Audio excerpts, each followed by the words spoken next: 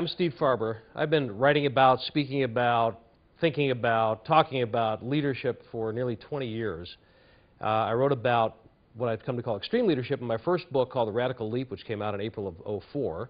And in my second book, The Radical Edge, I went into certain aspects of it in a little bit more depth. That came out in April of '06. And my most recent book is called Greater Than Yourself, and actually the story behind it was inspired by this guitar right here. This is a 1959 Gibson ES-330, and music has always been a very important part of my life. It's not something I do professionally. I don't claim to be good enough to be a professional, but I love it. And I've met some great teachers along the way.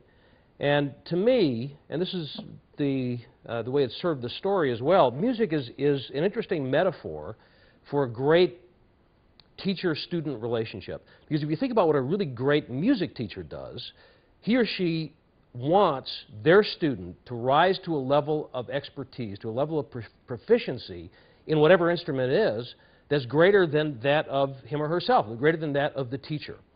Great teachers all get this, not just music teachers. All great teachers get this.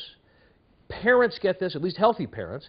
Healthy parents want their children to grow up to have better lives than they've had, to be more successful than they are, to have greater levels of fulfillment and joy in their lives than they've had. So we get this as parents, we get this as teachers, and what concerns me as a business guy, and as a guy who focuses on business leadership, is that somehow this instinct that we have to raise other people up above ourselves gets checked at the door when we go to work.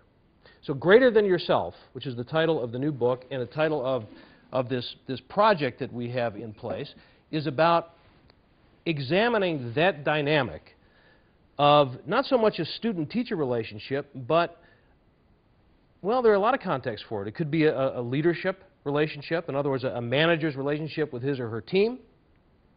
It could be peer-to-peer. It could be going, quote-unquote, up the organization. But in the relationships that we have with each other as human beings, why shouldn't our primary focus be raising the other person up above ourselves? Somehow, when we go to work, it all becomes a zero-sum game. It all becomes about my success being at your expense. Maybe it's because we look at the org chart and we see that there's only a couple of slots up at the top, and we figure that all of our opportunities are going to be tied in to those 2 or 3 slots way up at the top of the company. And if you think about this rationally, if you think about it critically, it's actually kind of ridiculous. The payoff in this is a little bit of a paradox because, and you probably know this from your own experience, we've all known people like this, I believe. The greatest people of all, the greatest leaders of all, the most successful people of all are the ones that, seemingly paradoxical, are the ones that make others greater than themselves. It becomes their legacy. They get a track record of being people that don't leave bruised and broken bodies in their wake, but instead are referred to over and over again as the source of inspiration or influence that made other people tremendously successful. So, to put it simply, the payoff in making others greater than ourselves is that we become some of the greatest of all, which is, I guess we could call it a creator of masters. Now think about what happens. If you get the reputation for being that kind of a person, and you want to get something done, anything done, there's a project that you want to accomplish, or there's something that you want to do in your community, or there's something that you want to get done at work, you'll be able to accomplish anything you set out to do simply because, well, for one thing, you have so much goodwill that you've created over the years, but other than that, everybody's going to want to be around you. Everybody's going to want to work with you because they know that they're going to benefit greatly. So Greater Than Yourself, or GTY, the book, it's a parable, which is the way I like to write. This guitar here that I introduced you to is actually, I guess you could say, a character in the book, as am I. It's really about, it's not so much about the story. It's about the challenge that comes out of the story. That's the challenge that I have for you. The challenge is to find somebody in your life.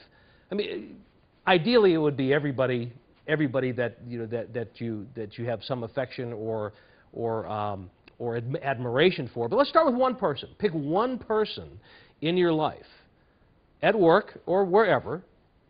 One person in your life that could be your greater than yourself project, as it were, your GTY project, somebody that you're going to invest in, somebody that you're going to work with, somebody that you're going to give yourself to in order to lift them up above yourself. Think of it however you want. You could call it mentoring on steroids. You could call it coaching to the extreme. I don't care what you call it. I guess it falls in the same neighborhood. But really what I'm appealing to here is our lip service that we give to the sentiment of the Golden Rule. I mean, think about the Golden Rule for a second. This is something that, in the Christian tradition, is the do unto others as you would have them do unto you. But what's interesting is that if you look at it, and you don't have to do very much in-depth research on this, what you find very, very quickly is that the Golden Rule, the sentiment of the Golden Rule, the do unto others sentiment exists in literally every religion, every school of thought, every philosophy, every culture on the planet. So what we're saying is, as a human race, we're saying we believe that the Golden Rule is important. And yet, again, we tend to check that instinct at the door when we go to work. So this is kind of like the Golden Rule on steroids. So however you want to think about it, it doesn't matter. The important thing is the practice of picking one person and investing yourself in them to raise them up above yourself. So we are in the process of trying to find more examples of people that are doing this.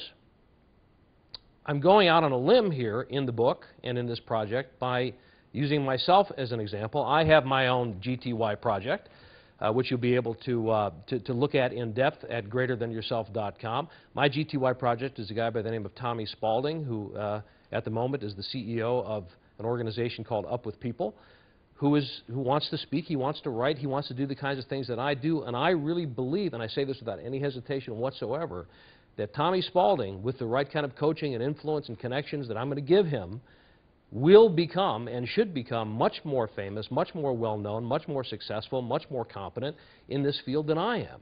That's my desire for him. And I'm not just making that up.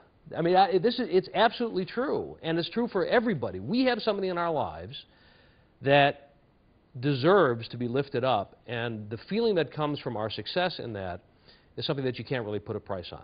So I invite you to take up the challenge for yourself, pick your GTY project, and let's see if we can perhaps, maybe it's not too much of a stretch to say, that we can actually change the world one person at a time.